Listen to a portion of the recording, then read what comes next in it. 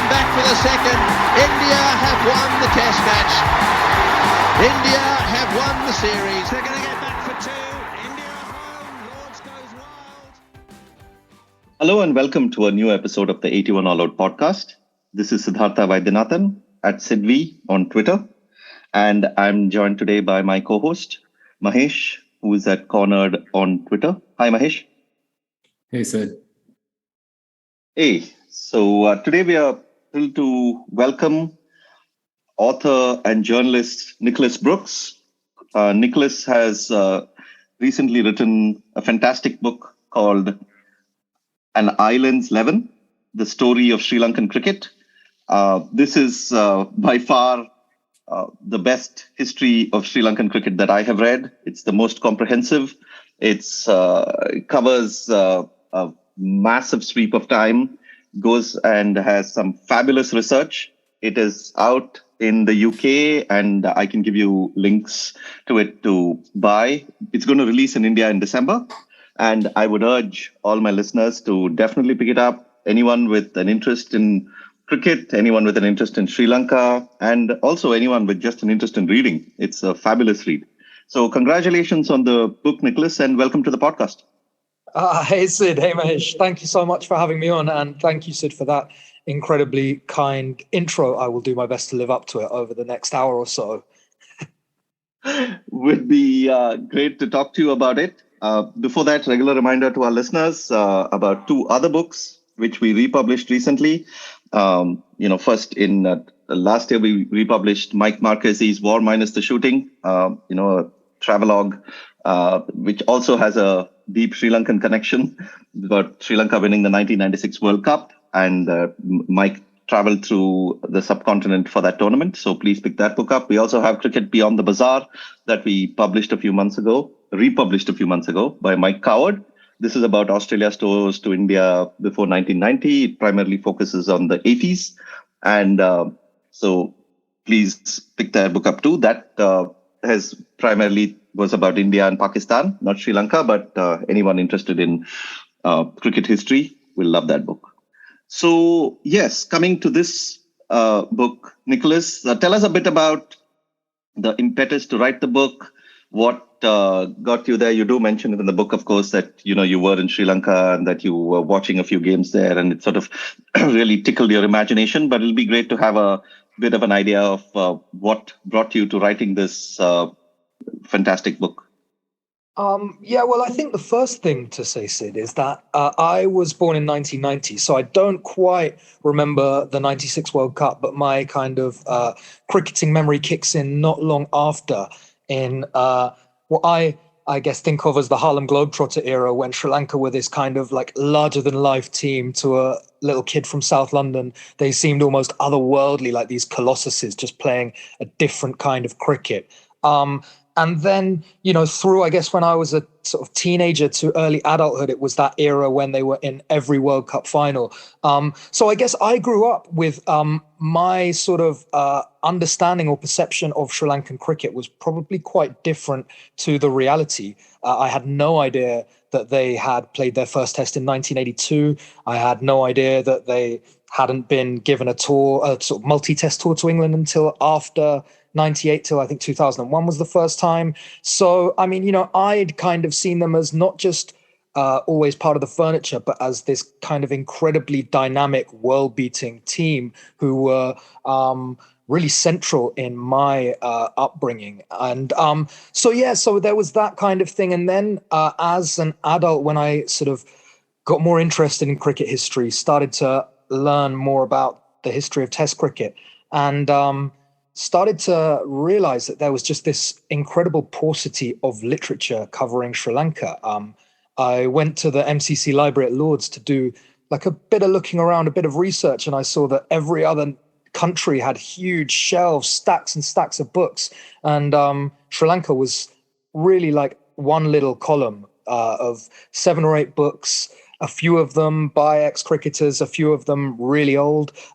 So there was, I think, just kind of a gap. I got the sense that a lot of stories had already been lost, and that if someone didn't try and catalog things quite quickly, that more would just kind of fall into the ether. So it felt like something that needed to be done.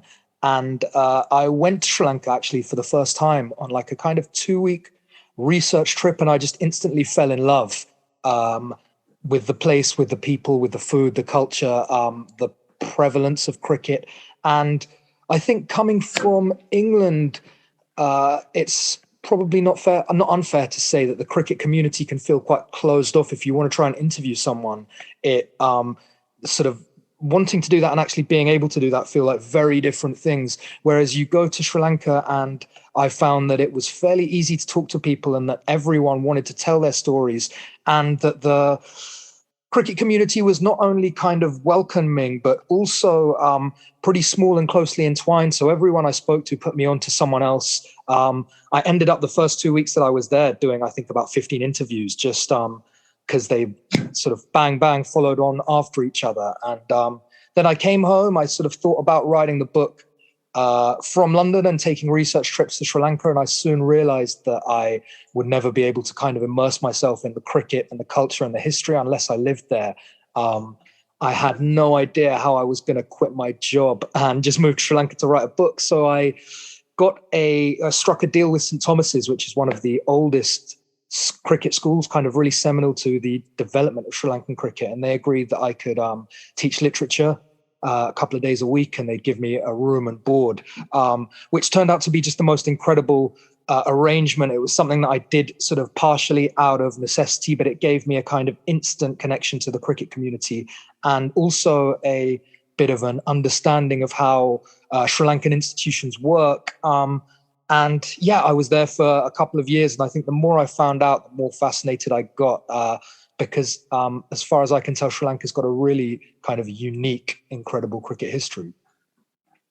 Wonderful. I'm glad you mentioned the bit about the fact that you were in the school there teaching, because schools cricket is so fundamental to cricket in Sri Lanka, isn't it? It tells you so much about not just the cricketers coming out of there, because there's so many of them happen to be household names, even though when they're in school cricket. I mean, I think Mahela Jayawardena, Arjuna Ranatunga, all of them were like really famous even while playing schools cricket, right? I mean, as prodigies. And the second thing that you learn, and that I get a feeling, is that schools cricket in Sri Lanka teaches you also so much about the class structure of the country and the society as such, because it's a window into the country itself, not just schools cricket, but even schooling in Sri Lanka. So talk a bit about that. And you must have learned so much more than cricket while teaching at a school there.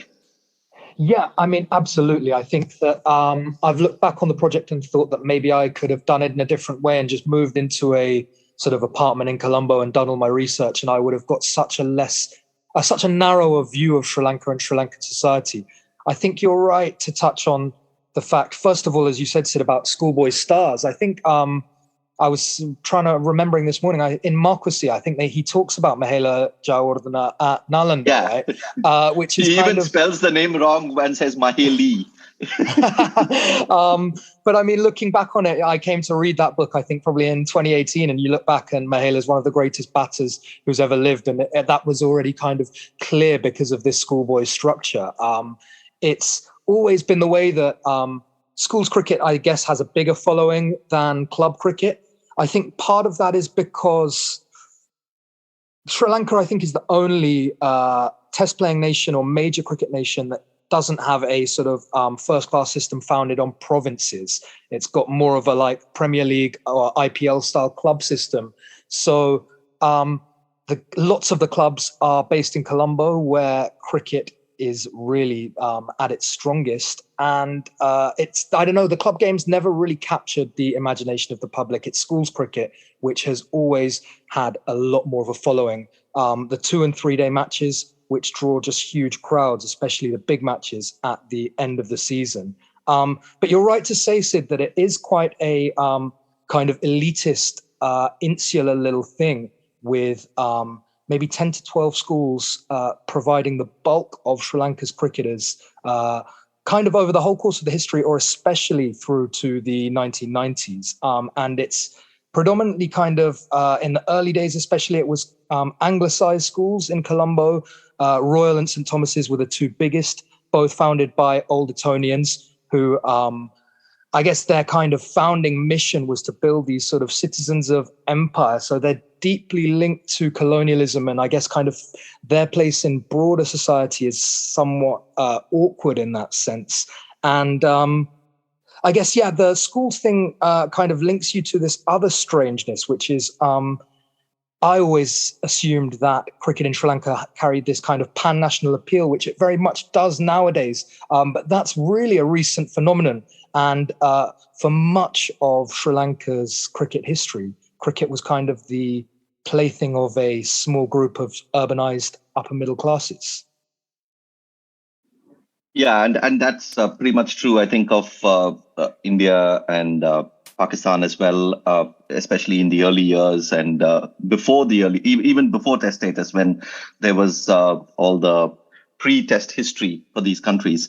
But yeah, I mean, I just as a tangent, I once remember asking a Sri Lankan writer, about this famous Royal Thomaian, that tournament that happens between the different schoolboys and between the different schools. And there's so much story around it, right? Like the Nalanda and Ananda game and all these other games that happen.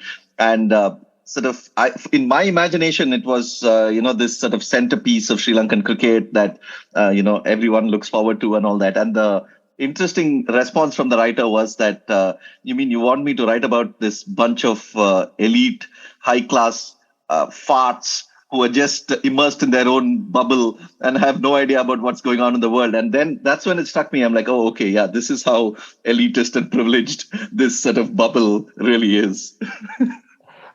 Yeah, I think it is probably fair to say there's a bit that kind of elitism there.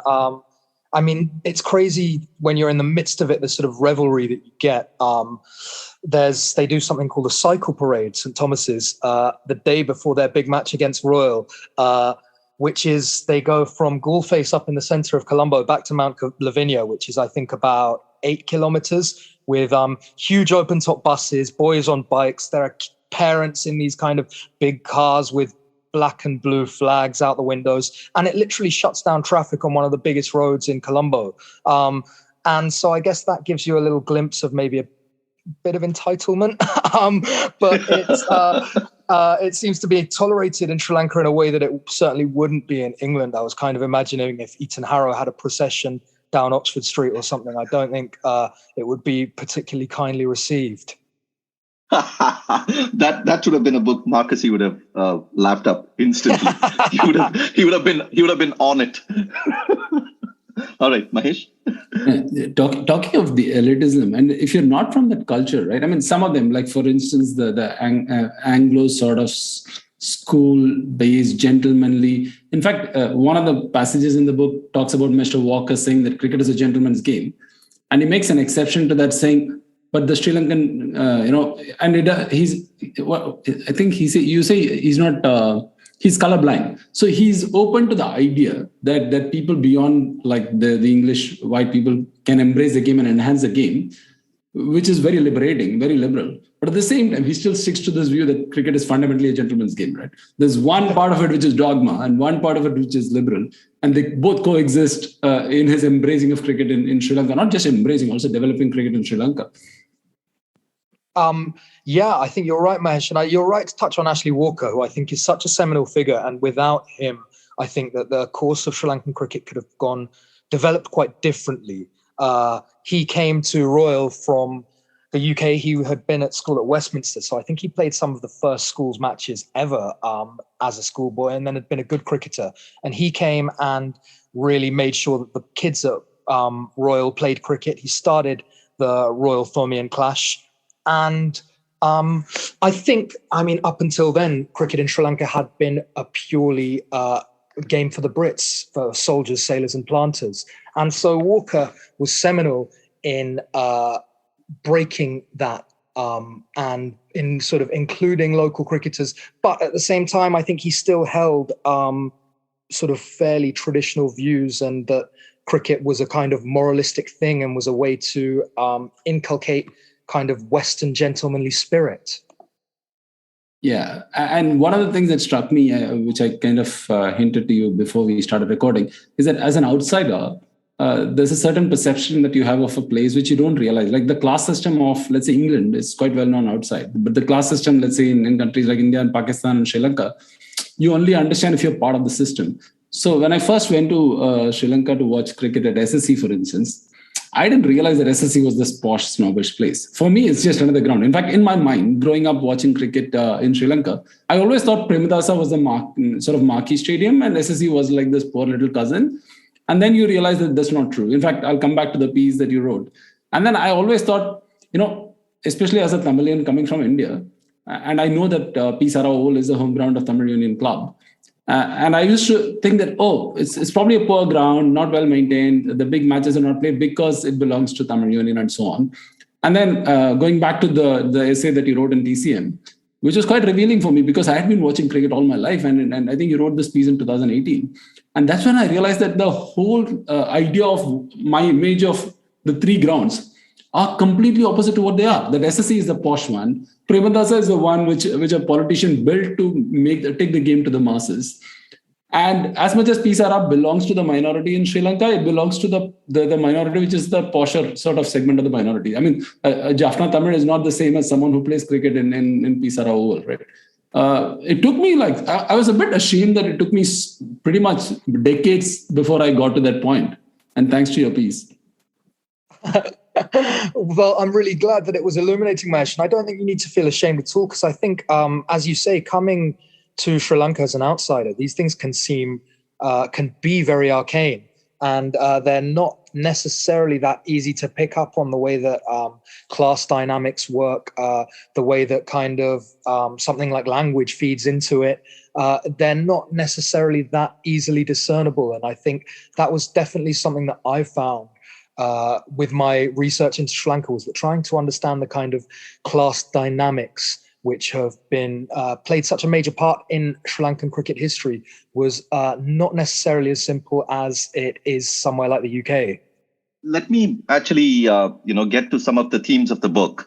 And as I said, it's some magnificent research. And maybe you can actually, before we talk about the themes, you can tell us a bit about that, the process of researching this book, how, you've spoken about how it was relatively easy to get interviews of former Sri Lankan players. And you've spoken to so many of the former players, and there's some wonderful interviews in there. But there's also some really meticulous research that you have been able to dig out from various books and various other sources. How easy was it? How hard was it? How much of excavation did you have to do? Where were the sources? Where were you primarily finding the sources? Was it in the libraries in England, or was it were you able to get things in Sri Lanka? Yeah, so talk a bit about that, and then we'll get to a few themes in the book. So, I mean, the early days was a challenge, Sid, because there's so little written about it. Just finding the sources, finding the material, it felt like you were looking for a needle in the haystack all the time. But I was helped massively by two earlier Sri Lankan writers. So S.P. Fernanda, I guess the first great Sri Lankan cricket writer or cricket chronicler, who was sort of affectionately referred to as the Wisdom of the East. And then S.S. Pereira more recently, who was funded by the Janashakti Group, which is an insurance company owned by Chandra Shafter, former national cricketer.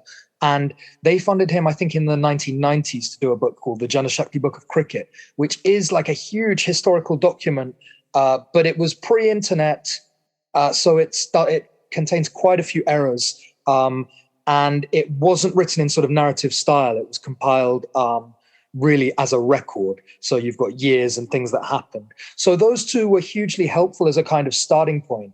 And then the resource of Cricket Archive was massive for me, being able to dig out scorecards, which I had thought didn't exist, for things like the early whistle-stop games.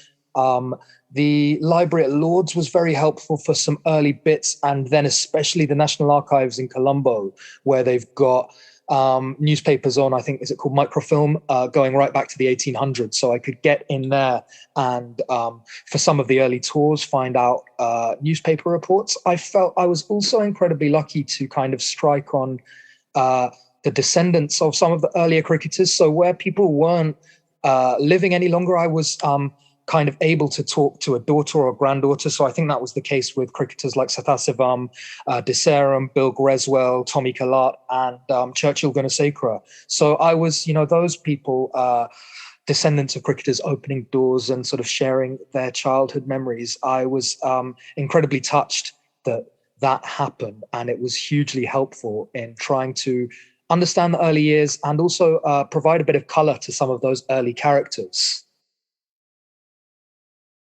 Yeah, I mean, the early parts of the book, and when you touch upon the 1800s and early 1900s, is fascinating. I mean, I'd never I didn't even know all that history, and for me, the whistle-stop tours and all that happened during then. And for the listeners, by the way, whistle-stop tours were when teams basically stopped by Sri Lanka when they were traveling by boat to go to England or go to Australia or go wherever they were headed off after that.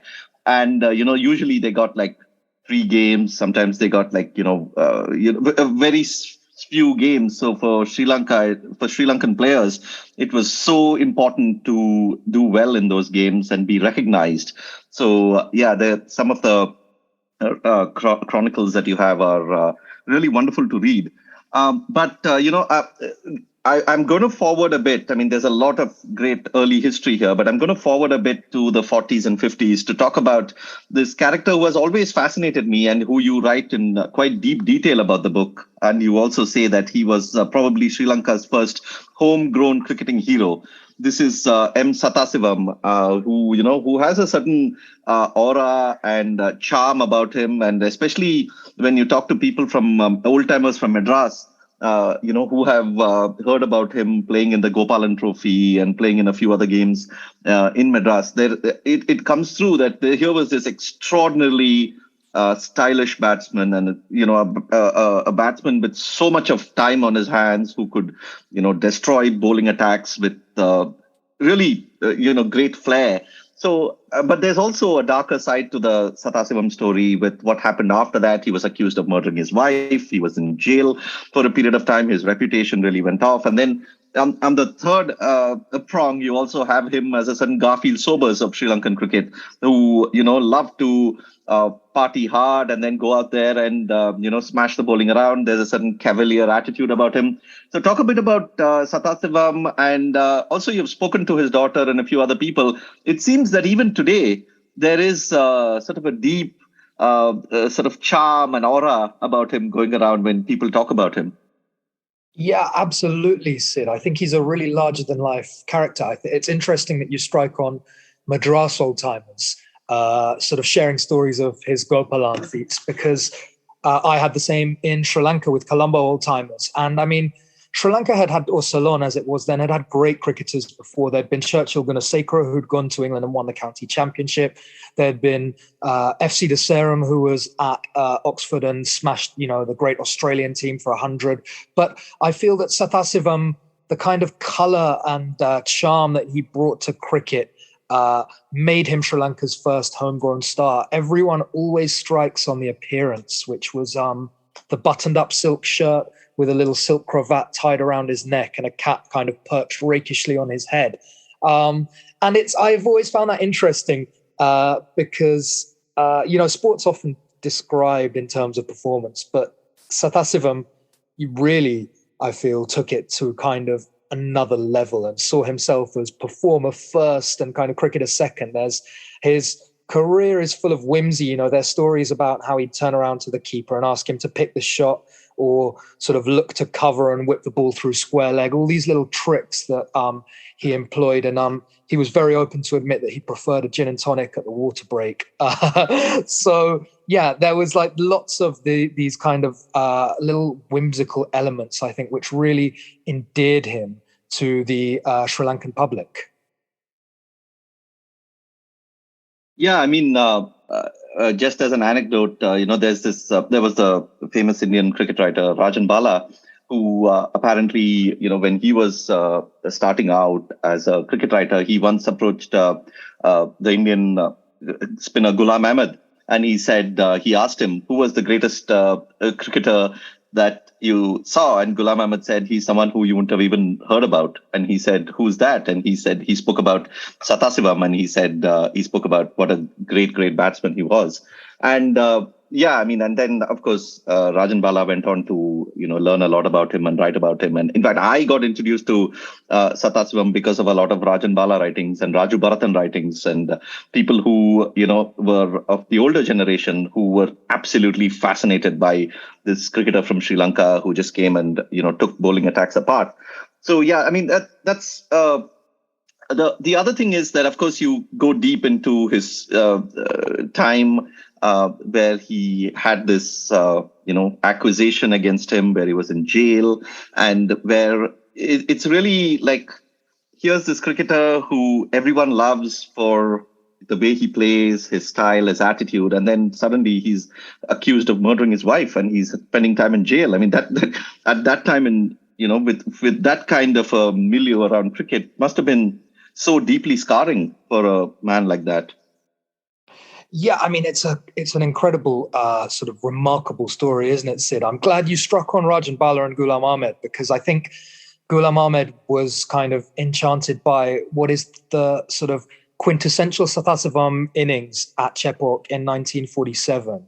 And I think the story is kind of around that. He scored 215. I think he outscored South India on his own. But the stories around it kind of really sum up the sort of character that he was. He arrived in Madras, as it was then, without a bat. So he went to his local sports shop and picked up something called a Lindsay Hassett autograph. Those were long out of stock by the time that I was born. But, that kind of sounds like the sort of bat that a schoolboy picks up, not someone who's about to go and play against South India. And then supposedly a fan or a well-wisher offered him a bottle of scotch when he was going out to bat if he made 100. And he returned at the end of the day 100 odd not out, and claimed his bottle of scotch and swaggered off into the night. And then he shared a room with Ben Navaratne, who was a deeply Christian man who was getting ready to go to church when Sathasivam kind of crashed in and had to have his head shoved under the shower and sort of accompanied down to breakfast. But then he went down and completed his double 100 without any fuss at all. So that gives you a kind of sense of the sort of character that he was. But I think it's also really striking that, we talk about him taking attacks apart, being this flamboyant, sort of mercurial cricketer. Ghulam Ahmed talks about how he treated every bowler with disdain. But 3 or 4 of his kind of quintessential knocks, he only played 11 first-class matches, so there aren't that many to pick from, came on, horrible, wet, drying wickets. I think for us, it's, as like modern cricket fans who live in this age of covers, it's kind of difficult to understand the treachery of these drying, tacky, sticky wickets that had a day of tropical rain into them and then are being baked with sunshine. And the fact that Sathasivam played some of his sort of trademark knocks in those kind of situations. There was a 96 against the Commonwealth and a really good 50 in Pakistan, his final appearance against Fazal Mahmood and Khan Mohammed. I think that's telling. And I think it's revealing that his game was grounded on discipline and technique, while there was also, a lot of charm and whimsy to it too.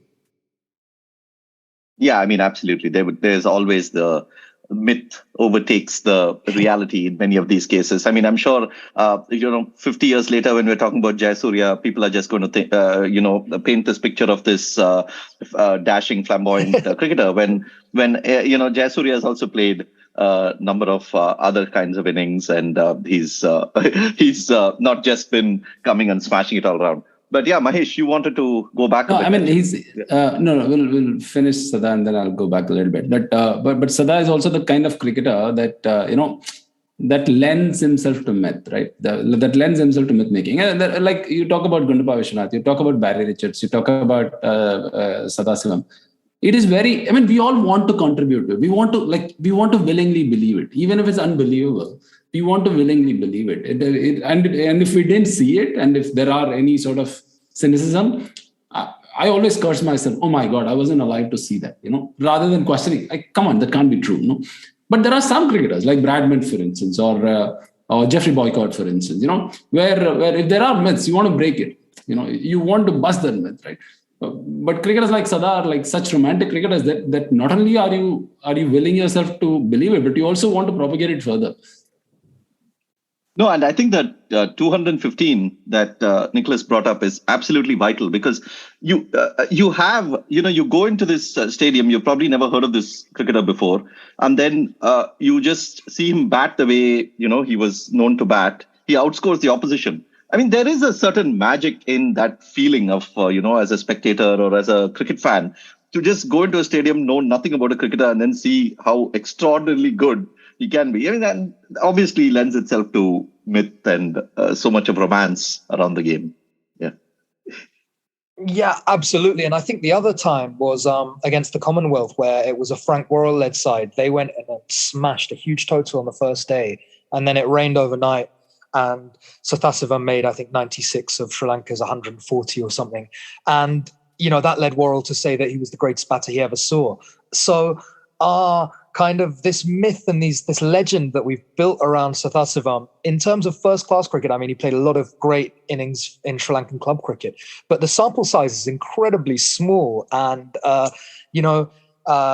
despite being probably the most talented cricketer Ceylon had ever produced, he wasn't popular at all with the selectors. He wasn't picked till he was 29. He fell afoul of them often, and they tried to drop him whenever they could. So yeah, it's a myth that we're basing on really a few glimpses, but incredibly powerful glimpses, I think. And one other thing that I found fascinating was the fact that Gary Sobers, met him and they went out drinking together and all that, right? If it didn't happen, right? It's the kind of fantasy that I would have imagined saying, if Sobers ever met Sathasivam, they would have got along great, right? This is something that I would have completely believed even if it didn't happen. And I'm just so glad it happened. It's a lovely coda to the kind of Worrell story. And, Sobers said, my boss Worrell said that you're the greatest batter he ever saw. So it shows that, that wasn't a tall tale, that Sathasivam stuck in Worrell's mind. And it's just a lovely little image of Satha and Sobers out on a pub crawl all around Colombo, telling stories to, I imagine, quite a lot of listeners. And there's also this lovely bit about how the opposition captain, I think it was Disaram, who used to, try and get Sathasivam drunk before the games, but then it would always backfire because the more he drank, the better he would bat or something like that, right? Yeah, I mean, he credited his footwork to his ballroom dancing, and he was always happy to sleep in his car for like 15 to 20 minutes and then changes into his whites and go out and bat. So they try, and other clubs run these drinking relays with him and feed him 14 whiskeys, and he'd go out and, effortlessly score 100, and there'd be fielders all around the park scratching their heads. Very Sobersian in its storytelling. Sorry, Siri, you were asking about the tragic story of him, being accused of murdering his wife and so on. So I just wanted to go back to that. One is that you sort of capture the sequence of that events in quite a bit of detail, but you also take a reasonably strong stance there with a high conviction that you thought the whole investigation was botched up and he was pretty much innocent all along. One, can you just take us through that your learning of the sequence of incidents and what gave you that conviction? Did you really go neck deep into that investigation? So here, Mahesh, I have to credit a Sri Lankan, toxicologist and author, Professor Aravinda Fernando, who's written 2 superb books about Sathasivam. One on Sathasivam, the batsman, another on the trial. For listeners who aren't aware of the background of the story, which probably most aren't, Sathasivam was accused of murdering his wife in 1951. She was found dead at home. And there are very clear reasons why the finger of blame would be pointed at him, I think. First of all, when a wife is found murdered in domestic setting, I think it's natural to cast suspicions towards the husband. There were other reasons too. The Sathassivams, although from a very sort of elite family, Satha had refused to work for most of his cricket career, which was totally against the norm. So they had started to experience some financial difficulties, and he had also, by this stage, was in another relationship with a English woman called Yvonne Stevenson. There was talk of him divorcing his wife and remarrying this mistress Yvonne. So, I mean, you know, from the broad strokes of what you first hear about the case, I can understand the sort of instant reaction to point fingers towards Satha. But I think once you dig a little deeper, it gets increasingly murky, or not even murky, really clear that likely he had nothing to do with this. The Sathassivams had employed a servant called William, who had been in their employ for 11 days. He was at home at the time of the murder and then kind of wandered out into Colombo with his pockets stuffed full of jewelry. He then kind of does some stuff which raises a few eyebrows. He gets a haircut, he changes his shirt, and he hotfoots it to Tangul, which is, you know, deep in the south east of the island, a long way from Colombo. He's found kind of after a 10-day manhunt. He initially admits to the murder and then changes his story.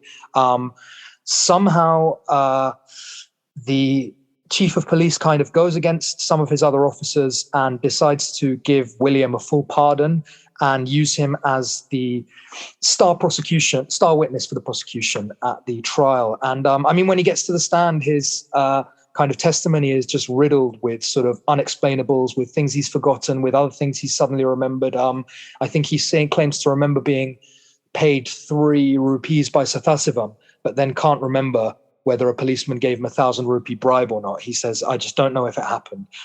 So it's really kind of difficult to believe his testimony. And then all these other kind of things at the trial come out that start to kind of look like they exonerate Sathasivam.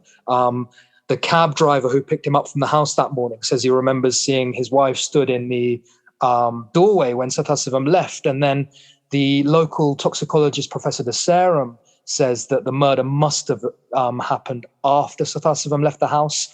And he then gets the kind of world-renowned Dr. Sidney Smith to come fly in from London for the trial, who agrees with his findings that the murder couldn't have happened at the time that Sathasivam was in the house. So, I mean, really, I think when you get to the case itself and the trial, it just completely falls apart. Satha's languished for 20 months in jail. And as the defense present their evidence, it looks like there really isn't any case against him. And I think the judge, he talks about clues tucked away or not investigated, and policemen sleepy on one day or forgetful the next or in a hurry. And he even confronts the fact that they behaved in a most suspicious manner.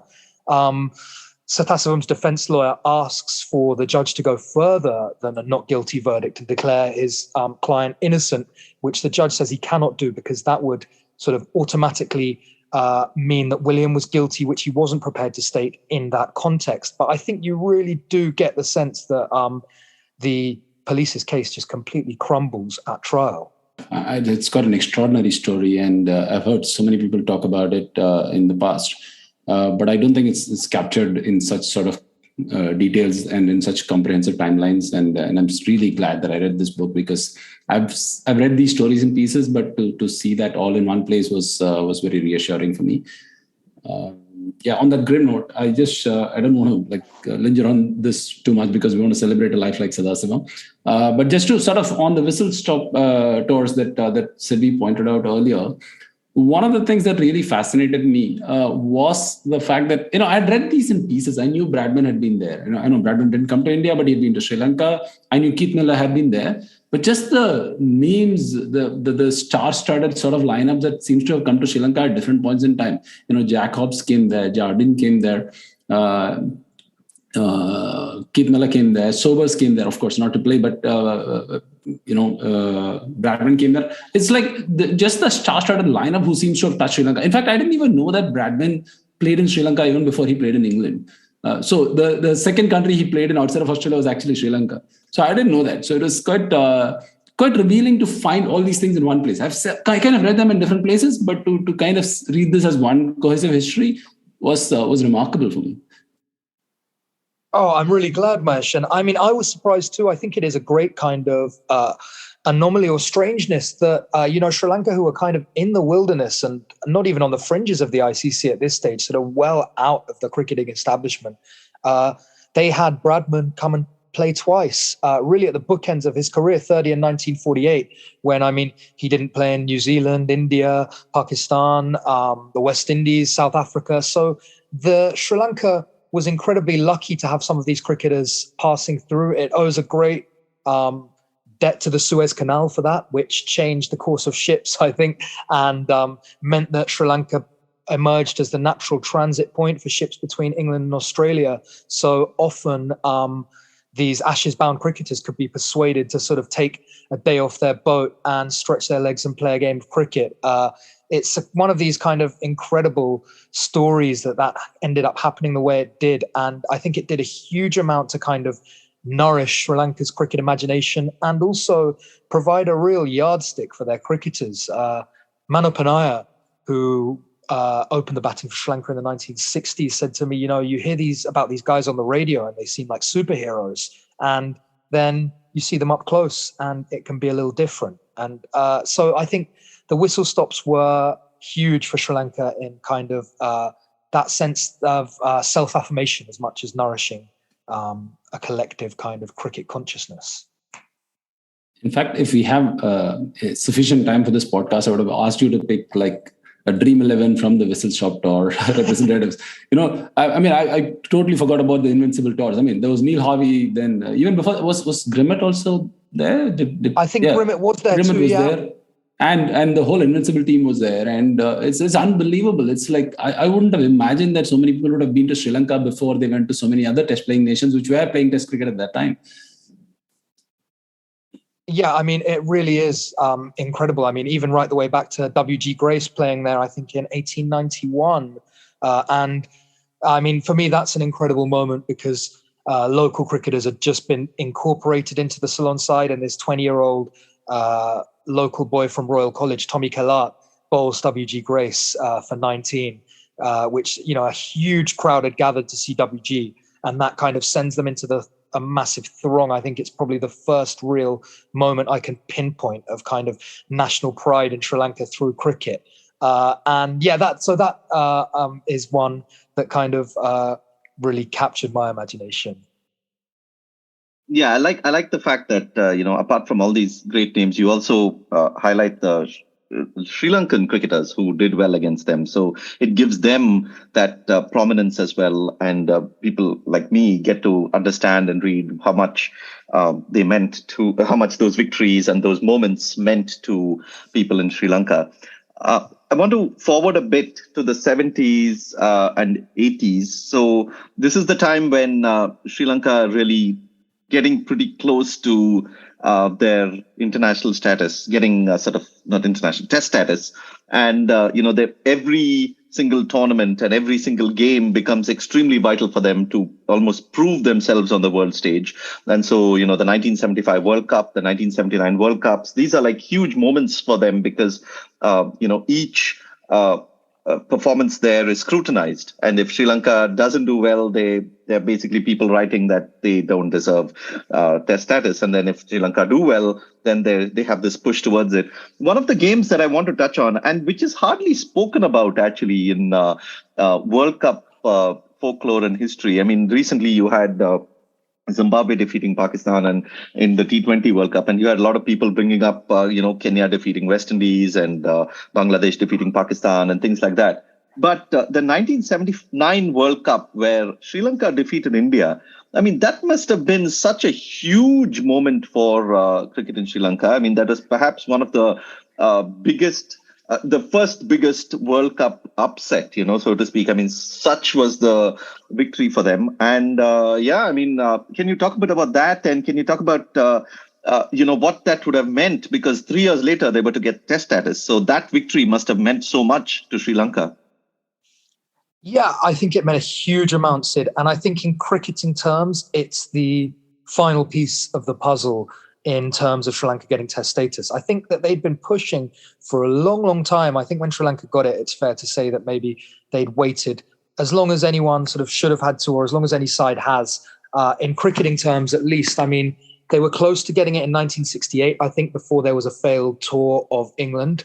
And then they do well, or they give a decent showing of themselves at the 1975 World Cup and then win some big matches at home after that. But there's this FX crisis in Sri Lanka, and there's a bit of a feeling that as long as that's ongoing, they won't get test status, and that also the kind of cricket infrastructure is lagging behind. But then they come to England for a second time in 1979, go up to Manchester, and on a kind of a rain-ruined match, I think it requires the reserve day, but they post 240 odd and then skittle India. And it's a huge, huge moment for Sri Lanka. Duleep Mendis, who'd be the kind of, I guess, focal point for the team over through the 80s, was probably the man there who made really punchy 60 or 50 odd.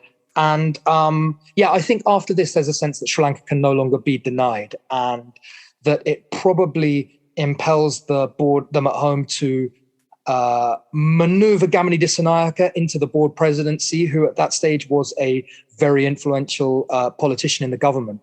And he has kind of, I guess, the vision and means to do things that other cricket administrators can't. So he can rapidly improve the infrastructure and, I guess, ultimately persuade the ICC in 1981 that cricket in Sri Lanka is ready for test status. But I think that from that moment of the World Cup at 79 in cricketing terms, there was no way that Sri Lanka weren't going to get test status sometime soon after that. Yeah, I mean, you write in detail about that opening test in 1982, and what the celebrations around it, and the sort of the fanfare, and how it felt, that Sri Lanka had finally arrived, and all those years of trying, it finally arrived. For me, though, the fascinating story is how just around the time when Sri Lanka got test status, there was also the Sri Lankan team that went to South Africa, the rebel team that went to South Africa to play there. This is like astonishing for me, because I would think that for a young country which has just got test status, there was so much hope around. I would think that, such a move would be as far from people's minds. Like the West Indies rebels, of course, were there in the early 80s, but that was because the West Indies had such a powerful team that it was extremely hard to get into that team. And for players who were in the second rung of skill, they felt that it was good to take the money, and there was also the monetary aspect to it and things. But for a Sri Lankan team to go there, and then you write about the rebel tour, and you write about Tony Opatha and all those cricketers who went there. I think Varnapura, who captained the Sri Lankan team, right, in their very first test, he was also there. So talk a bit about that rebel tour, and obviously you do mention that perhaps the players, some of the players didn't know exactly what was going on in South Africa, but then you also clearly mentioned that, okay, perhaps they didn't know exactly what was going on, but they had a broad idea of the situation there, and for them to actually make that decision is, they can't really blame ignorance for it. Talk a bit about that, and also the tour really fell apart after a while. The players seem to have understood what the consequences of their actions will be. They basically got hammered in almost every game they played, and it is quite a dark chapter in Sri Lankan history, isn't it? Yeah, absolutely, Sid. It's a dark little chapter, and it's strange that it comes so soon after Sri Lanka get test status. They play their first test, I think, in February, March 82, and the Rebel Tour is October 82. So really, as Sri Lanka was taking its first steps as a test nation, the planning for this tour is going on in the background. And Bandula Warnapura, who took over as national captain in 1979, and he's been a kind of new leader for this Sri Lankan group, goes on the Rebel Tour. So I want to go back to the 1979 World Cup and talk about an incident there, Sid, which I think might kind of feed into this, which is Lalit Kalaparuma and Anura Ranasinghe, who both come from Bloomfield and both were pretty key members of the 1975 World Cup squad and had been in the team ever since left out of the 79 World Cup squad. quite why it's not clear, but it seems like there might be a bit of an anti-Bloomfield feeling going on at this time, which is their club. So Bloomfield had kind of massively come up during the course of the 1970s. It was a sort of working man's club, but that had always shifted around grounds. But under the kind of guidance of a powerful president, Shelly Wickramasinghe, the club kind of really went on leaps and bounds. And during the course of the 70s became started to challenge, and a lot of national cricketers were playing there, Warrenapura, Ranasinghe, and Kalaparuma amongst them.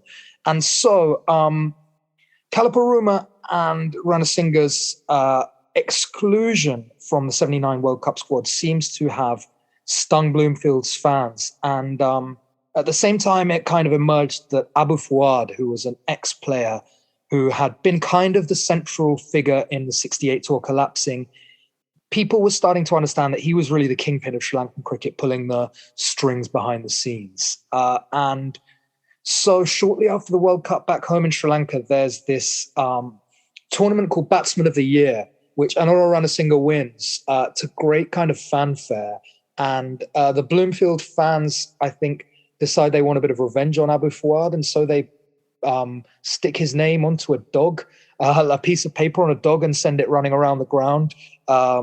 Which I guess you can imagine the kind of response that would get from like an imperious sort of board official. He was really furious and supposedly said to Bandula that if Bandula didn't leave Bloomfield, he wouldn't be playing for Sri Lanka anymore. So Warrenapura doesn't leave Bloomfield. He continues playing for them. But I think he has this feeling that his days are numbered. There's kind of through the first few tests, there are arguments over the selections of the test team. There seemed to be this thing in those days where club representatives would go to national selection meetings trying to get their players into the side really, rather than pick a team that reflected the best that Sri Lanka could offer. And so you get camps saying, I'll put your player forward if you put my player forward. I think they tried to leave out Dilip Mendis for a tour to India in 1982, where he went on and scored twin hundreds at Chepauk. And then at the kind of post-match dinner, it's brought up that Mendis was only able to play because of Warrenapura's kind of firmness in dealing with the board. And so I think basically there's a feeling for Warrenapura especially that he is on a collision course with Abu Fuad and that his days are numbered. I think Tony Opatha's a slightly different case. He'd been out of the mix for Sri Lanka at least since 1979 and had been playing cricket in Holland. I think that he probably smells a bit of an opportunity and also maybe might want to get back at the Sri Lankan authorities for casting him aside. And I guess he was still, 32, 33 in 1979. So maybe felt he had a bit more to offer. And then we've got other tourists, guys like Flavian Aponso, Hemantha Devapriya, Nimal Hetirachi, Jerry Wouters, who'd been on the fringes of the side but hadn't played for Sri Lanka and are now into their 30s. So their motivation looks more financial. For me, I think the saddest inclusion on the tour is Anura Ranasinghe, who at this stage was still 26, was a hugely talented cricketer who I think was really ahead of his time. He struck in ODIs a strike rate of 105 and played a lot of innings, 17 odd out of 55, the kind of innings that people weren't really playing during the 1970s. He was acknowledged as being hugely talented. He was called up for the 75 World Cup as an 18-year-old, but he never really kind of established himself as a firm fixture in Sri Lanka's test or one-day team. He was kind of yo-yoed in or out. And I think Bandula Warrenapura stopped Arjuna Ranatunga going on the tour because he was still just, 18 or so. And he said, you're going to ruin your career if you do this. And he said to Ranasinghe, why are you going? And he said, oh, well, who doesn't like to earn a bit of extra cash?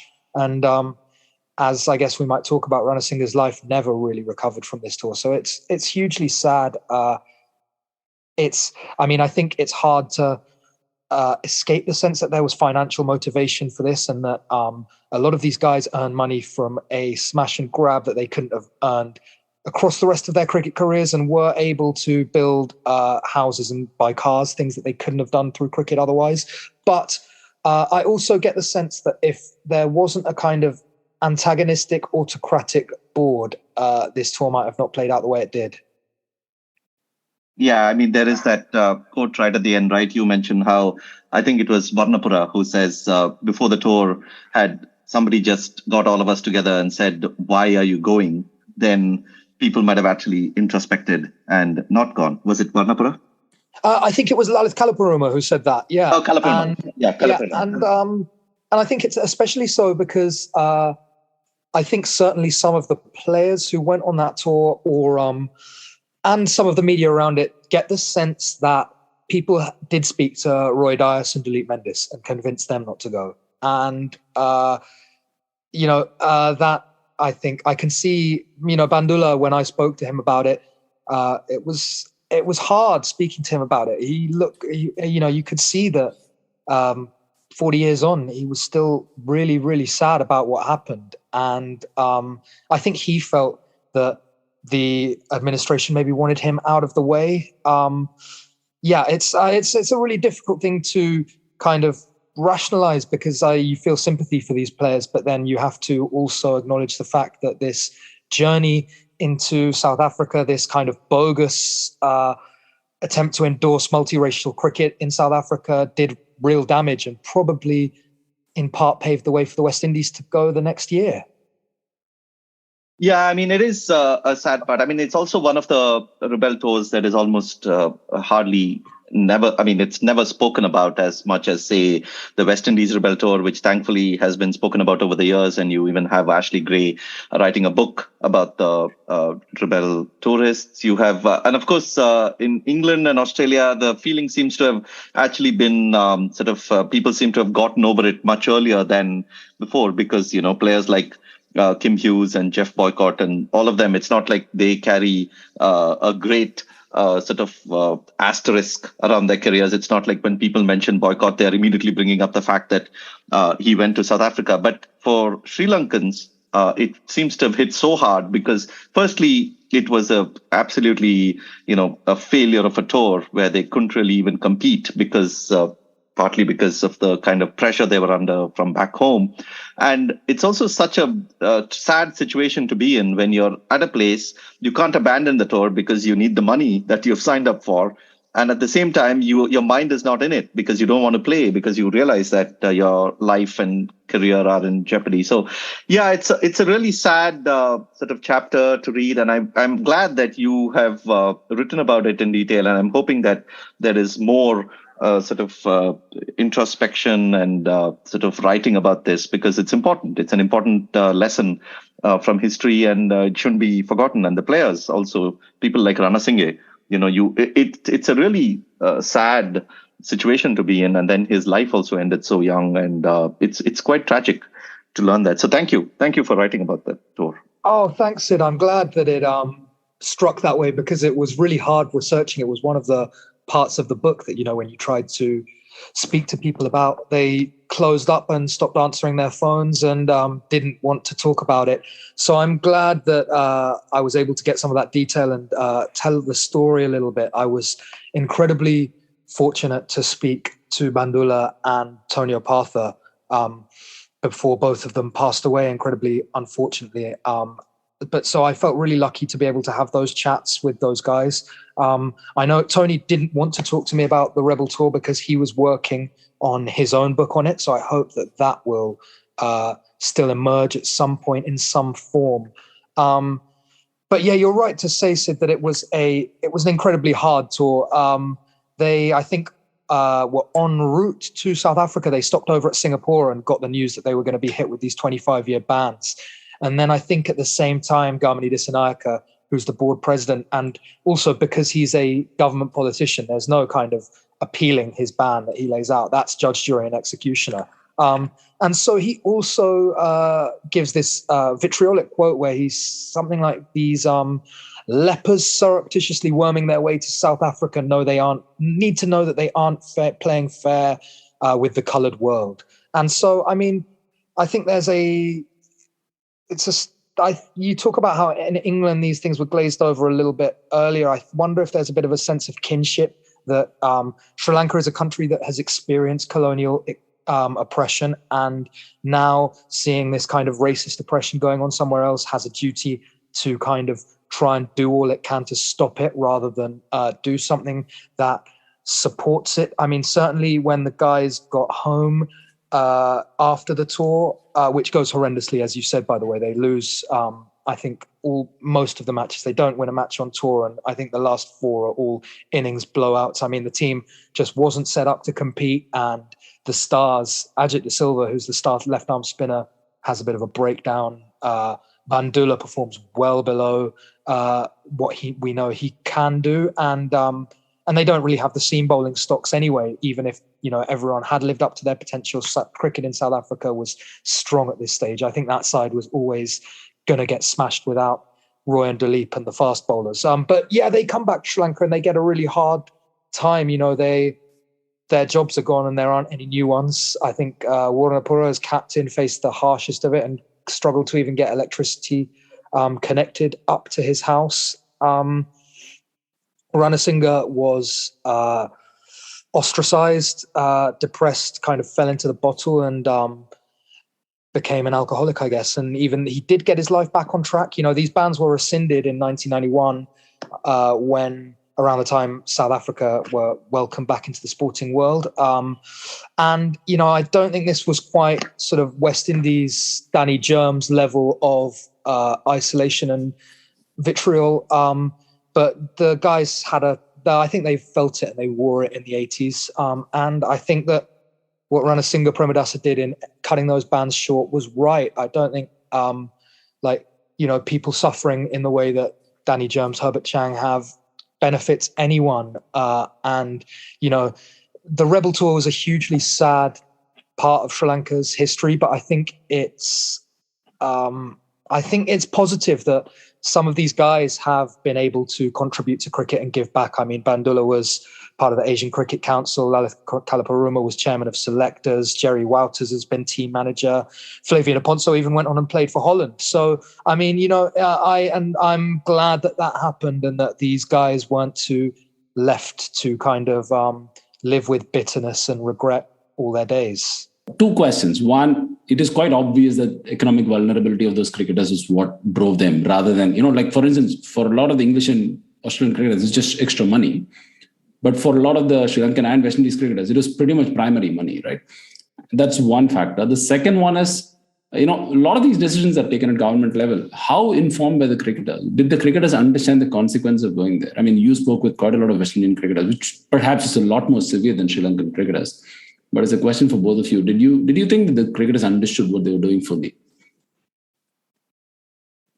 I can speak from the West Indies perspective, from what I learned, and then maybe we can get Nicholas. I think the West Indian players definitely knew what they were getting into. I mean, because it was a big deal for a black team to go to South Africa. I mean, I'm sure every single person who there knew what it meant. But I think they were willing to make that leap because of the amount of money involved and because they really didn't feel there was any hope of getting into the West Indies team of that time. I mean, even a player as good as Collis King, Franklin Stephenson. I mean, these were like players who could have probably walked into most teams at that time, but they were not getting chances. So even for them, I mean, Lawrence Rowe, I mean, of course, he was towards the end of his career, but come on, what a batsman he must have been. So I think they knew, but I also think there was this kind of justification that they were giving themselves, saying that they were going to help the marginalized, the oppressed communities in South Africa by serving as models and examples for them. And, Franklin Stephenson, even, when I interviewed him, he said that, we made a difference. We made a difference to black people in South Africa, and we inspired them and we showed them what could be done, and how, you can play at the highest level. So there was that. Now, I don't know how much I buy into that. And I guess you can say there is anecdotal evidence to suggest that, yes, there was a certain inspirational quality that the West Indian cricketers brought to them. And they not only inspired the blacks, but they also inspired the whites there. And they showed them that, this is how well a black team can play. But, when you put the two together, when you put the kind of political oppression that they were subject to, and then when you put the effect of a cricketer, I think it's pretty clear where the balance really lies. I mean, I don't know if you should make that choice. But Nicholas can talk about Sri Lankans, because it seems that they were perhaps a little bit more ignorant about exactly what they were going to get into. But you can clarify that. Yeah, I think they were a lot more ignorant about what they were getting into, Sid. I think I heard from a player who didn't go on the tour, but he told me that one of the players who went didn't even know where South Africa was on a map, which gives you, I guess, some sense of the fact that, they weren't intimately familiar with the politics of apartheid South Africa. I think it's also fair to say that Sri Lankan newspapers focus a lot on Sri Lankan politics, and that there probably wasn't a huge amount of coverage of the situation in apartheid South Africa. So I think players on the whole understood that they were going to play in a racist country. I don't think they probably knew quite the details. And certainly when I spoke to Bandula Wanapura, I think there's a quote in the book from him where he talks about what he saw there and how saddening he found it.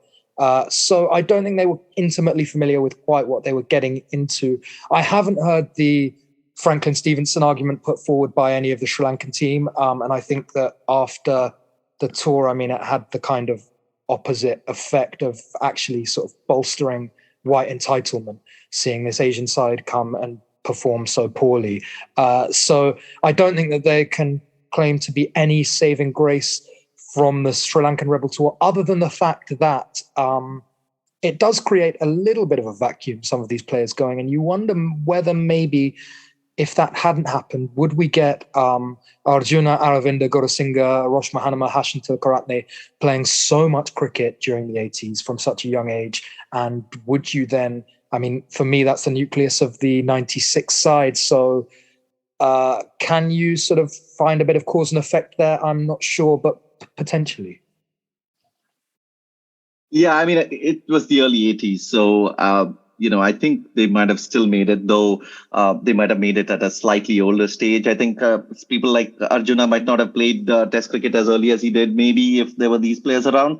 But I think eventually, I believe they would have played. And now that you've brought 96, let's talk about the 90s. I mean, one of the things in the book that struck me, of course, I'd been following cricket in the 90s back then. But then when I read the book, I realized how the 2 or 3 years before 96, if you start at 93 leading up to 96, how Sri Lankan cricket was in a state of chaos for that period leading up to the time. I mean, they made a tour to India. They got absolutely hammered. There was even a report, a Skandakumaran report that was initiated to investigate what happened on that tour. I don't think any Sri Lankan team has had a bigger sort of set of defeats on a tour ever after that. I mean, that's how badly they lost in India. And then there was all this chaos around the captaincy, Arjuna and Aravinda going against Dilip Mendes. And eventually, all three were around when Sri Lanka won the World Cup. But it's amazing how much of sort of tension there was around Arjuna and Aravinda. Gurusinha was appointed captain for a short period of time. And just it's amazing that what you think of as the best Sri Lankan side, I mean, the great Sri Lankan generation, the 90s, the World Cup winning side, and the kind of turmoil that they were going through just 2 years before the World Cup. Yeah, you're spot on, Sid. I mean, these early years of the 90s were absolute chaos. And I think, when I think about 96, the crucial kind of thing which starts the process is Arjuna taking over the captaincy in 1988. But having said that, his philosophy that making an omelette required breaking plenty of eggs means that things were never straightforward. So, he's deposed in 1991 after bickering with a manager on tour. And then you've got this patch in the start of 94, which I think is Sri Lanka's worst ever stretch in Test cricket. They lose 3 tests in India, all by an innings. And then they come home and play a series against Pakistan. I think they lose one match by 300 and another by an innings. So they've lost basically 5 tests in a row, more or less by an innings. They're they're all over the place. Then they're forced through this fitness test, the Skanda Kumar report, which comes out as a national inquiry sort of after the India tour, because I think it's important to mention as well that Indo-Sri Lankan relations weren't great at this time. So I think the embarrassment of a 3-0 drubbing is kind of intensified by that. And then this report, which comes out really kind of gleefully basks in Ranatunga's weight. And, it's not shy in pointing out that he's a bit porkier, so he tends to field in insignificant positions, and it's kind of quite vitriolic. And then they introduced this fitness test, which the players feel kind of blindsided by. Aravinda fails it, so Arjuna says he's not going to manage captain this tour to Sharjah.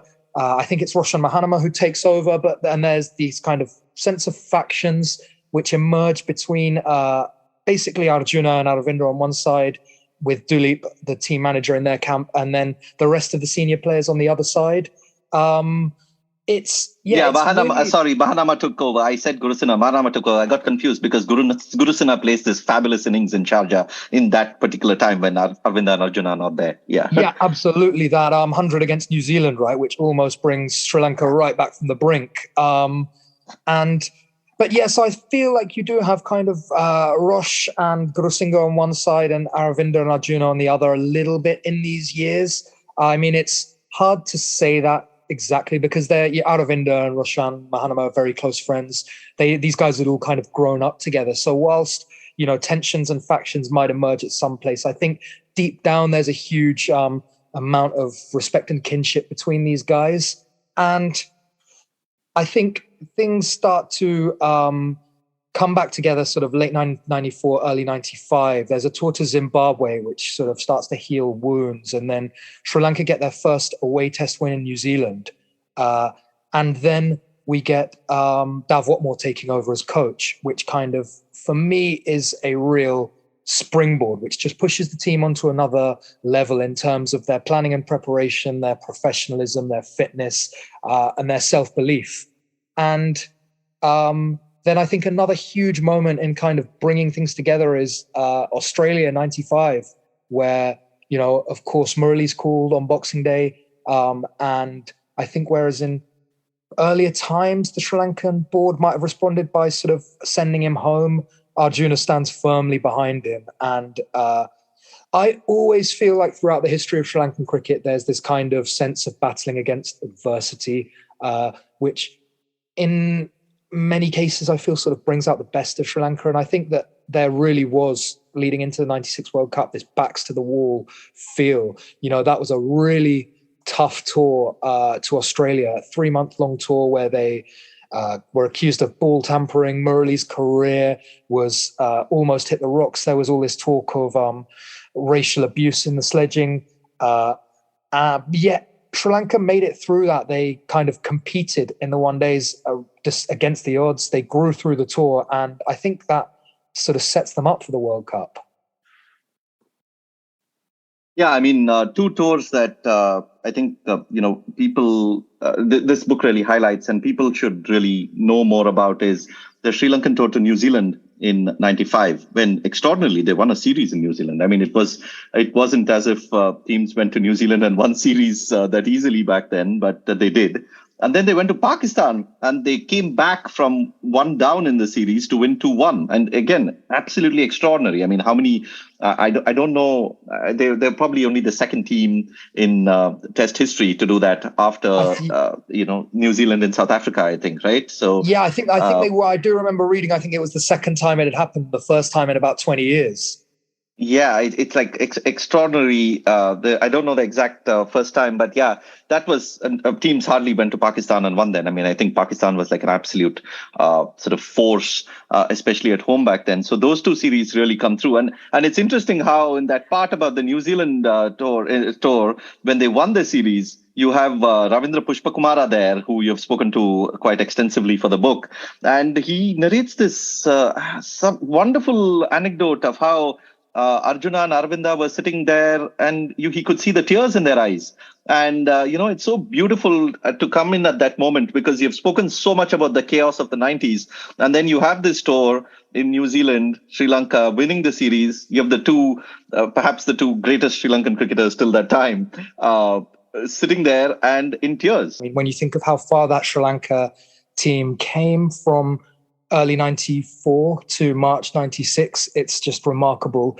And then, in between the Australia tour and the World Cup, you get the central bank bombing in Colombo, which is, probably the biggest civilian tragedy of the Civil War so far. It causes Australia and West Indies not to come to Sri Lanka for their group games. So, I mean, you have a campaign that's kind of in turmoil even before it starts. And then, of course, we shouldn't forget the period in 95 that you also mentioned about Aravinda in Kent, where, he really basically comes of age as a batter. And then there's pretty much between 95 and, for the next few years, he's one of the great batters of, playing at that time. I mean, it's that Kent, that 100 in the BNH final, so fondly remembered. And I'm so glad that, we have footage of it on YouTube, and it's a stunning innings by Aravinda.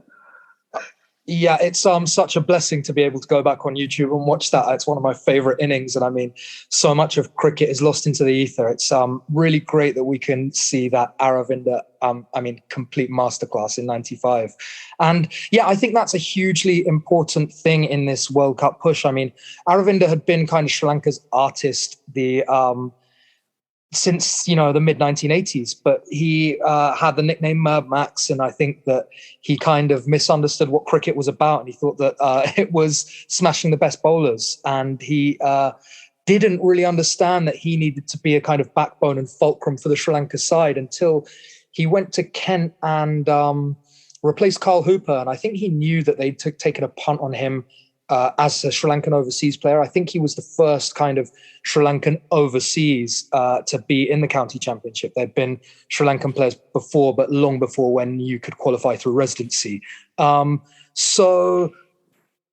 think in his first outing, someone says, you're the worst overseas player to ever be picked by a county. And he goes about proving that county cricketer wrong in just the most remarkable fashion. I mean, he has an incredible season for Kent, both in the county championship and in the one-day cups. And he kind of returns to Sri Lanka a different batsman. I think he scored more test hundreds in 97 than he had done sort of through the whole first decade in the side. And he just seems hungrier for runs and, plays the crucial turns in the semi and the final of the World Cup, and then goes on to become a real force in international cricket. I think for my money, through that last part of the 90s, he's probably just behind Tendulkar as the second greatest batsman in world cricket. But then a lot of other things happen, to kind of enable the World Cup triumph to fall into place. The emergence of Vas and the growth of Murali. I was looking today, just before I talked to you guys, Sanath Jayasuriya went into that tournament, I think, averaging 19 and striking at 75. And then the year after the World Cup, he was average 53, striking at 113. So, that was, someone who was on the precipice of just the most incredible sort of breakout and turning point. And, his opening partner, Kalawitarana, before he was promoted in Australia to open the batting, I think he had a top score of 30 and he averaged 11. So, people weren't losing sleep over Sri Lanka's batting, although it looks very powerful in retrospect. The thing about Jayasuriya particularly fascinated me. I always knew this, but, I didn't realize the difference was so stark. In his first year of Test cricket, he played tests in New Zealand, England, Pakistan, and he averaged 50 in Test cricket, right? And he didn't average more than 30 in one-day cricket till 1996. And we always saw him as this guy who arrived at Test cricket success through one-day cricket, which is not true, which was never true, in fact. And even opening the batting, he opened the batting in Australia in Jan 1996, and he scores a brilliant 100 in Adelaide. And also, he scores a 40-odd in the first innings as well. So he tasted success in Test cricket far earlier than he did in one-day cricket. Yeah, it's a strange one. I think when they go on that tour to England in 1991, I seem to remember thinking across the tour he was like Sri Lanka's best player. He made contributions with bat and ball. And, big innings as well as sort of flashier knocks. And then it's kind of strange that it took him so long to kick on. From then he goes back to Sri Lanka and the potential's really only seen in drips and drabs for the next few years until Australia 95, where he makes that brilliant 100 in the third test, I think at the Wacker, or no. I think it's Adelaide, right? Adelaide, yeah, of course. Mahesh. But so it's a really kind of confounding case how it took Sanath so long to kind of reveal his talent. And I think it's a nice reminder for us that we're often very quick to judge cricketers as not being able to cut it at international level. And if you give people some time, they can surprise you. Yeah, that's one thing. I think Sanath was fascinating for me reading this book because there are a lot of things about Sanath which are like retrospectively written about. So everybody says 96 was the turning point after he started opening the batting. And once he became a great one-day batsman, he also started to kind of transport that to test level, which is not at all true. And also the other perception is he started out as a left-arm spinner and then his batting improved, which is not true. Like if you look at the first test match that he played in England, he barely bowled 1 over and he batted well in both innings, So there's so much myth built about Jayasuriya from the beginning of his career after what happened in 1996. And one of the things I completely forgot, I live in Singapore, and from my office I can overlook the Padang cricket ground every day. And I, like, to everyone who cares, I tell them this is where Rahul Dravid made his debut, and this is where Jayasuriya scored the fastest one-day 100 at that time, and this is where he scored the fastest one-day 50 at that time. In fact, I almost completely forgot till I read your book today that Sri Lanka went on to lose that match in which he scored the fastest 50. I know, it's absolutely remarkable, right? I think that week in Singapore, which is kind of like the crowning little period on his coming out party, just this most incredible emergence. And then he goes to Singapore and breaks all these records. And you forget that Sri Lanka lost that final to Pakistan, right? After he's made 50 in 7 balls or something. They have this incredible collapse, and I think they're bowled out for not far north of 100. Yeah, and the opening partnership was 70, and Karuvitarana gets out for duck. Yeah, and I think Karuvitarana had been batting for 7 over, scored nothing, and it's a crazy little period, and maybe a slightly ominous forebear that Sri Lanka went on to lose that match of how they'd perform in that little cycle through leading to 99. Yeah, that's true. The other thing that fascinated me about the 90s phase was how ready Aravinda was. I mean, you can call the Mad Max phase his less mature phase. Of course, he didn't make as many hundreds, but he goes to England and straight away is at home. He goes to Australia and is straight away at home. In fact, he was not at home in India. He struggled in India. But he goes to England and plays so well. He goes to Australia and plays so well. And because he was such a good hooker, which is very unlike a subcontinent player. How can a subcontinent player be such a natural hooker? So I just find the early phase of Aravinda so captivating. It's like Sathasivam of the modern era, who also found a more mature phase. Yeah, absolutely. I mean, I think going back to the hooking thing, I think that Aravinda was kind of a natural successor to Duleep, who also loved to hook and who was a kind of similar height to him. They're both really, really short by professional cricketing standards. I think Duleep's 5'2", Aravinda's maybe 5'3.5". So you also think about the kind of balls that they come to hook, which might be kind of back of a length deliveries for other batsmen, which they can really get on top of and hook away into the stands. And I mean, there's some incredible footage of both Aravinda and Duleep hooking English bowlers at Lord's into the stands, I think in 84 and 91 respectively. And it's really unusual for Sri Lankans to make that shot their own, but this kind of hook for 6 into the tavern stand at Lord's came to seem as like a sort of quintessential Sri Lankan thing in that era. But Aravinda was just a incredible player, very much like Sathasivam in terms of the artistry of his batting. I think you really felt that there was something performative about it. He also kind of carries this like mystical quality, I feel. He looks like he's kind of walked out to the cricket field like he's just kind of woken up from a nap. And there's a famous story about how he used to stand at first slip and eat fish buns and, not try and club cricket and sort of turn up and score 100 and take 5 wickets. And so there's this real folklore around Aravinda, which I think you get about these players who really kind of seep into the national consciousness. And I guess that's kind of enforced by the semi-final against India, where he comes out when Sanath and Kalu have gone for nothing. And he makes this kind of like plays this innings which just seems totally at odds with the state of the game, the pressure situation, and he just it's not 100. I think he scores maybe 60 or 40 or something, but it completely changes the tone and the course of the match. And he's a very sort of I find Aravinda a very evocative cricketer. I mean, the match, the semi-final, right, in Calcutta, it's pretty much the person you think of is Aravinda in that match. I mean, at least for me, I mean, when I look back on that match, that Aravinda innings is so incandescent. I mean, he's got out by the 15th over. I mean, here's this, he's just got out by the 15th over. I mean, there's been like so much of cricket that's happened after that. But then you think of that match and you're like, oh my God, Aravinda, I mean, what a stunning knock that he played. In fact, I remember that talk even more than the final, where he scored 100. Yeah. You know? Yeah. Exactly. I think that is his defining knock, which says something when, as you say, Mash, he went on and scored 100 in the final.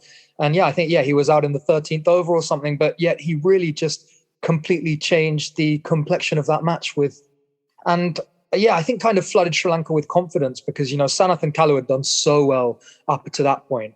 And so when they both get out in the first couple of overs, I think there's this sudden like, oh shit, what do we do now? And Aravinda just puts everyone at ease by coming out and batting like he's, playing cricket, like playing sort of park cricket on a Sunday. Yeah, indeed. And I mean, you mentioned Aravinda's height earlier, which reminded me of one of my favorite passages in the book, which will also be a good segue to talk about the next topic. Is, you are starting to wonder, why do Australian teams hate their opponent so much, and particularly in this case, Sri Lanka? Is it because of their brazen unmanliness, sporting masculinity and sporting unmanliness? And there's a passage that says, the best batsman was 5 feet 4 inches tall and waddled around the park with one leg shorter than the other. The star bowler was a double-jointed freak who flouted the rules. And the captain looked like the proud owner of an all-you-can-eat restaurant. Yeah, I really, I was drawn to this idea. I'm not the first person to propose it. I think it was David Fraser who said something about the brazen unmanliness of Sri Lanka's cricketers, sort of appalling Australia. And I think it's a really interesting idea. This was that time of kind of like professional, muscular Australian macho teams bullying people. And most of the rest of the cricket world were trying to ape them. And Sri Lanka weren't at all. This was a time when under Arjuna, they were really embracing their Sri Lankanness and playing the Sri Lankan way. And I think there was a little bit of that in that tri-series in 95, 96, where they were like, Taylor's Australia team was sort of thinking, how are we getting run so close by these guys? And it also captures the time where this sort of shift was happening, where Australian cricket was somehow becoming the moral arbiter of truth in cricket. Like usually England used to do that. And all of a sudden Australia is defining what is fair, what is not fair, what is right, where is the line and who can't cross the line. We will get to Murali in a bit because that's going to occupy a big chunk of our discussion. But before that, the whole Australia-Sri Lanka relationship was kind of bizarre because one, Cricket Australia or Australian Cricket Board at that time agrees to double their sort of guarantee amount so that they could afford Dave Watmore as a coach. And Watmore had a significant sort of impact in Sri Lankan cricket. And then they get a physio from Australia who had a massive impact in their cricket. Then even after Watmore leaves, Bruce Yardley comes and he kind of reinvents an already great bowler in Murali. Some of the best things that have happened to Australian cricket came from, to Sri Lankan cricket came from Australia. And so did some of the worst things. So how do you see this sort of crazy dichotomy of Australia's contribution to Sri Lankan cricket? It's such a strange one, isn't it, Mahesh? Because I think in the sort of most basic edition of the Lankan fairy tale in 96, Australia are the bad guys. But you go a little deeper and you think without them, Australia doubling that money and giving it to Sri Lanka ahead of when they were supposed to receive it. I mean, there's no way they could have afforded Dave Watmore. And he is really crucial. Him and Alex Contouris as physio, who does a lot more than a traditional physio does. They really push Sri Lanka onto another level of fitness and professionalism. Without those two guys, I think they probably don't win the World Cup. So, I mean, there's definitely this kind of bit of kinship. But then it gets, the 95-96 tour to Australia was incredibly hostile and bad-tempered. I think Ranatunga was always unwilling to take a backward step in those kind of confrontations, and he had a good way of getting under people's skin. And I think his calling for a runner a lot of the time and refusing to run between the wickets really got under all the Australian team's skin, especially Ian Healy. I don't know. It's a really strange dichotomy that Sri Lanka and Australia have this kind of had a bit of kinship, and then there was also so much hostility. I think even to the extent that Murali sent something in to be signed, a bat or something after the World Cup final, and it came back without Shane Warne and the War brothers' signatures on it. And Warne spoke pretty vitriolically about Ranatunga consistently. So this was a animosity which I think held pretty strong.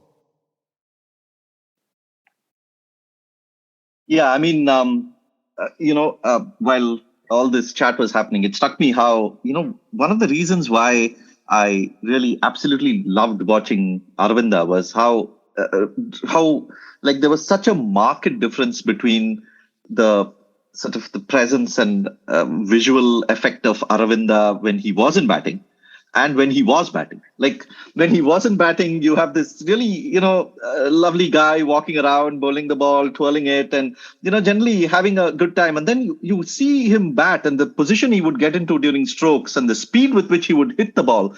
And you're like, whoa, where did this arrive from? I mean, there's this sort of the visual spectacle is so amazing. I mean, you talk about beautiful batsmen, right? Like Aravinda would turn into this absolutely spectacular batsman to watch, which you perhaps, for the first time you saw him on the field, you would not really connect with. I mean, that's how his batting was. The second thing I want to bring up is how, 95 was the time you spoke about Aravinda pretty much going from being this very good batsman to a great batsman, right? I mean, the Kent stint sort of pushing that through. You had Jayasurya, who was also like on the way up. You had so many of these cricketers on the way up. And then you had Murali. And the thing with Murali, and I don't know why I'd never known about this before, but your book really brought it out, and I'm glad it did, is that there was this conversation in 1995. So Sri Lanka go to Pakistan. They get hammered in the first test in Peshawar, which is Saqlain Mushtaq's debut. So just imagine, you have like these two bowlers who would be like the two of the great bowlers of that. Murali, of course, perhaps the greatest bowler of all time. And then you have Saqlain, who was like one of the great off spinners. They meet after Saqlain's debut, and Murali is absolutely fascinated by Saqlain's variations. He has a chat with him, and then he basically decides to start experimenting with his run-up and with his thing. And the origin of Murali's Dusra is pretty much down to that conversation. Because until then, I remember a time in the early 90s, mid-90s, when Murali came on the scene, he was a good bowler. But then suddenly, 95, 96, he becomes this extraordinary bowler who is like nobody's able to read. I mean, the World Cup was one thing. I mean, Murali had a few good games in the World Cup, but after the World Cup, I mean, you go to 96, 90, 97, 98, and then Murali is like unreadable. Everyone's like just getting things. So I'd love that. I love the fact that you mentioned that conversation. I think it should be part of like a great cricket conversation series. I mean, Murali and Saqlain meeting after Saqlain's debut, and Murali then learning the Dusra. Oh my God, that's amazing. It's really incredible, isn't it? And I think, it's something that I wasn't maybe that aware of before I started the book, was quite how sharp Murali's development was. I think because of his incredible natural gifts and his ability to extract such sharp turn, he had taken a lot of wickets at school level just by, running up over the wicket, putting the ball in the same area and it turning an absolute mile. And I think maybe the first sort of moment of awakening for him was in 93 against South Africa, when John T. Rhodes plays this innings where he just kind of pads him away all day. Sri Lanka were almost on course to win that game, and Rhodes sort of stands in the way. And so everyone from that stage is saying to Murali, you need to develop an arm ball. You need to be able to bowl a straight one. And he's saying, oh, fine, you can all say that, but I'm a wrist spinner. I'm not a finger spinner. I'm bowling like a wrist spinner. So it's not as simple as me just bowling a straight one. Doing it is a lot harder than just saying it. And so then in 95, when he sees Saqlain bowl a Dusra, I mean, I can't help but just like picture it, Murali in the stands, seeing this young off spinner coming and just bowling a ball that turns the other way, and his eyes bulging. And they have a chat after the match, and he talks about Saklane tells him how he bowls it, and Murali goes on to sort of start the process of figuring out how to bowl his own Dusra. And then I think the really crucial period of development for him is when Bruce Yardley comes and coaches in 97, another off spinner, and he and Murali work for just like hours and hours. And I think that's around the time when Murali got a lot better at bowling around the wicket. He started to learn how to use angles and to really impart and control drift and dip. And, he eradicated the bad balls, and he got a lot more sort of craft to his bowling. And once that was there alongside the big turn, and then, the arm ball came, and that became the Dusra, and he was just, beyond unplayable. Yeah, I mean, that's the Murali is like such a important thread through the book. I mean, you write about his childhood, you write about what he meant to Sri Lanka, you write about his bowling, the series that he did well.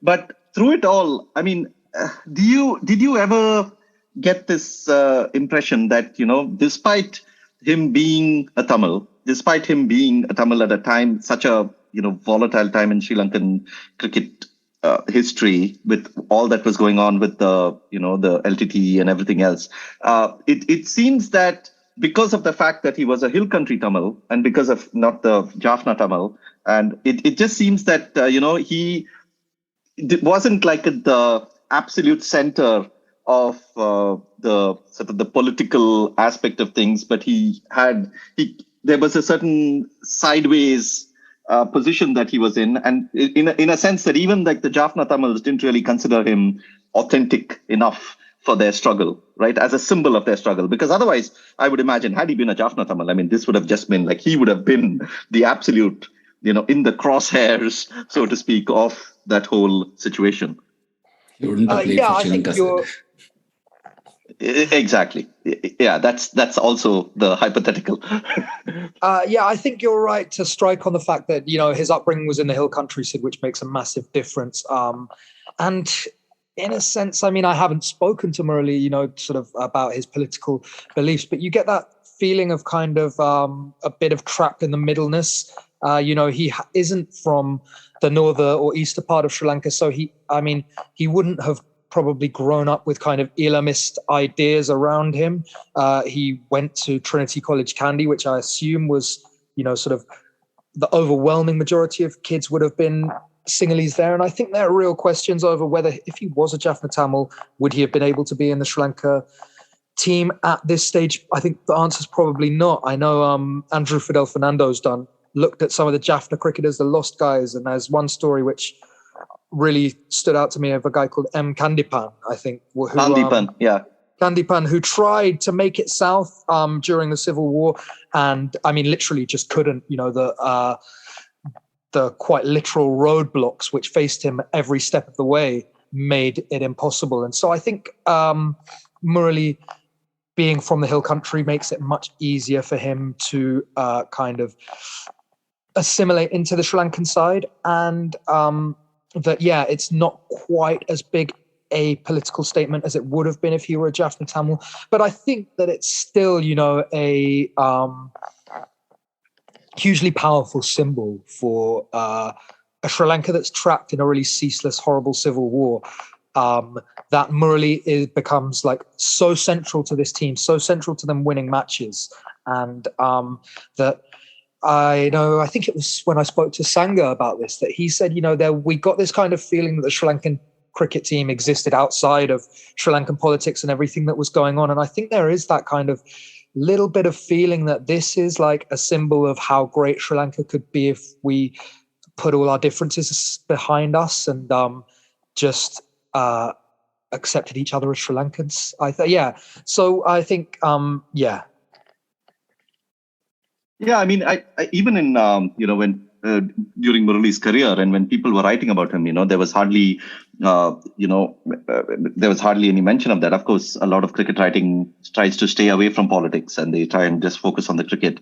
But I'm glad that you do mention aspects of this in your book. But talk a bit about we've spoken about Aravinda a lot, but when we talk about Murali, we have to talk about Arjuna, because the effect that a captain like that might have had. And going through your book, I don't think there would be any other Sri Lankan captain, at least I'm just visualizing, who would have had that, who would have stood by the player the way Arjuna stood by Murali. And, here's a cricketer who's just starting out on his career. It's not like Murali was 10 years down his career when he was called. I mean, he was pretty much at the early years of his career. And, it could have easily, any other captain could have easily just not decided to take on the umpires, or could have just let it be. And then, who knows what would have happened to Murali's career. But for Ranatunga to actually, just be in the forefront and say, this is my man, I mean, that has such a huge role to play in Murali's career as such, right? We might have never seen the greatness of Murali if not for Arjuna. No, I think that's very true and a very fair thing to say, Sid. I mean, Arjuna had Murali's back and was by his side right from the start. I think he battled to get him in for his first test in 92, I believe it was. He said to the selectors, this kid has to play. And then in 95, when Daryl Hare called him, there was no question of Murali being sent home. Arjuna and Aravinda both stood behind him and said, look, you've bowled a lot of overs in international cricket. You've done nothing wrong. We're going to back you to the hilt. Arjuna bowled him from Steve Dunn's end until Daryl Hare said that he was going to call him wherever he stood. And even then, Sri Lanka were planning for how they were going to get around this. It wasn't just we'll do what you say and send Murali home. They included him for the ODIs and had a plan of what to do for if he got called, which was switch to bowling leg breaks. And the fact that Ross Emerson ultimately ended up calling a leg break, I think, kind of changes the way the whole chucking scandal is viewed. But even then, you get back home and, you've got 14 or 15, I think, going to the World Cup. And a lot of people are saying, don't take Murali. Daryl Hare's freed every umpire's arm in the world. And if any umpire chooses to no-ball Murali, he'll be out the rest of the tournament and you'll be a man down. But Arjuna was, dogged in his, commitment to Murali and saying, this is our best spinner. This is our best young spinner. We're going to support him and get fully behind him. And I think it's wonderful. I know a lot of people don't like it, especially at the time it was very unpopular. But for me, Arjuna's pièce de résistance is the kind of finger-wagging episode with Ross Emerson in 1999, where he's just like, you're not doing this again to my team, and I'm not going to tolerate it. I think, that I know that he was sort of chastised widely in the media at the time for that, but I think that sure, the umpire is the arbiter of actions on a cricket field, but I don't think you can get to a stage where anything an umpire says goes if it doesn't have any basis, if it goes against scientific testing that's been done. And I think, Murali owes a lot to Arjuna, and I think Arjuna did a lot for Murali. So this is the classic dichotomy of Murali, right? Or complexity of Murali, right? I mean, typically, for instance, subcontinental cricketers tend to sort of stand up for each other. So if a Daryl had no-balled you, if an Emerson no-balled you, and a bunch of Aussie cricketers and English cricketers think you're chucking, you would expect a fellow spinner from the subcontinent to stand up for you, or at least not go against you. You got Bishan Singh Bedi going against you. You got Daryl Hare, who had umpired you before in a one-day match, waiting for the Boxing Day test to call you no ball. You got Emerson, who's so predetermined. He calls your leg spin a no ball, and he waits for 2 more years later and again calls you for a no ball for chucking. The agenda is obvious, but it's not just the white man doing it. It is a lot of people doing it, and he doesn't know who he can trust, right? And people who stood by him is, of course, a Sinhalese sort of nationalist in the form of Ranatunga. Subsequently, he's a Sinhalese nationalist. At that time, let's say a Sinhalese cricket captain. And Bruce Yardley, another sort of person from the villain country, so to say. It also extends to his Tamil identity, right? A lot of people who are sympathetic to the Elam cause, and that's not just the northern Sri Lankan people, even from Tamil Nadu, I can say, see him as a sort of a quasi-traitor. Of course, he's not helped himself with some of his recent comments in favor of the Rajapaksa family. But let's not forget the fact that as a kid, he had been subject to anti-Tamil pogroms by the local Sinhalese people. So it's not like he doesn't have baggage to unleash on the majority population in Sri Lanka, and he still had to live with it. And we got to acknowledge this complexity. I know Fidel Fernando wrote a fantastic essay on the complexity of Murali's political identity in TCM, but it also extends to his cricketing life. Yeah, I mean, I think you're right to strike on that huge complexity, Mahesh. And I mean, I'm sure lots of people saw the scandal that surrounded the proposal of the movie 800. And I find it really sad because I think that there is a sense that Murali has, as we said earlier, been a bit trapped between these two forces. I mean, I know Sri Lanka was in a civil war, but I think a lot of people weren't necessarily in support of the LTTE or the government. And, I'm not sure how fair it is to ask people to kind of be political symbols when they don't necessarily feel comfortable with that. I think Murali only ever wanted to really play cricket. And as you say, in the 1977 pogrom when he was a kid, I think his family's factory was razed to the ground. His dad was hacked in the back with a machete, and the family really had to rebuild from scratch. So, they experienced the sharp end of Sinhalese nationalism. And Murali has also, done so much humanitarian work. After the tsunami, he arranged a World Food Bank convoy and took it north where other trucks weren't going, and probably saved a lot of people from starvation. And I think he's an incredibly charitable, kind man who wants to do good. And so I feel that the way that he's been chastised maybe for not becoming a kind of political symbol is a little bit unfair. Yeah, this is definitely, just a glimpse of what you will read in Nicholas's book about Murali and all these other cricketers and the history of Sri Lankan cricket. So, I would urge you to pick up the book. We are sort of need to wrap up now, Nicholas. So I wanted to ask you about, of course, there's a lot more after 2000s as well in the book. I mean, it doesn't stop there. But, I want to forward to the present time and what's been happening in Sri Lanka over the last few years, especially, in the last few months. We did a podcast recently with Hemant Butch, a TV producer, who was at the series between Sri Lanka and Pakistan and Sri Lanka and Australia as well, and how extraordinary it was to sort of experience cricket at that time when the country was going through such political turmoil. In fact, there was even a day of cricket when the players actually the people actually went and took over the prime ministerial residence and the presidential residence, or whichever one. I'm confusing it, but then there was cricket happening at Galle. There was all these protests around the games and things. So someone like you who was watching this from afar, having written the history of Sri Lankan cricket, and then to see this particular moment, which is pretty much history being played out on a daily basis. How was it for you, and what did you make of the whole thing? How surreal was it? It was totally surreal, Sid. I mean, those few months were just, you were really fearful for Sri Lanka. And hearing horrible things going into that crisis, getting snippets from friends of people really finding life hard, and then seeing this kind of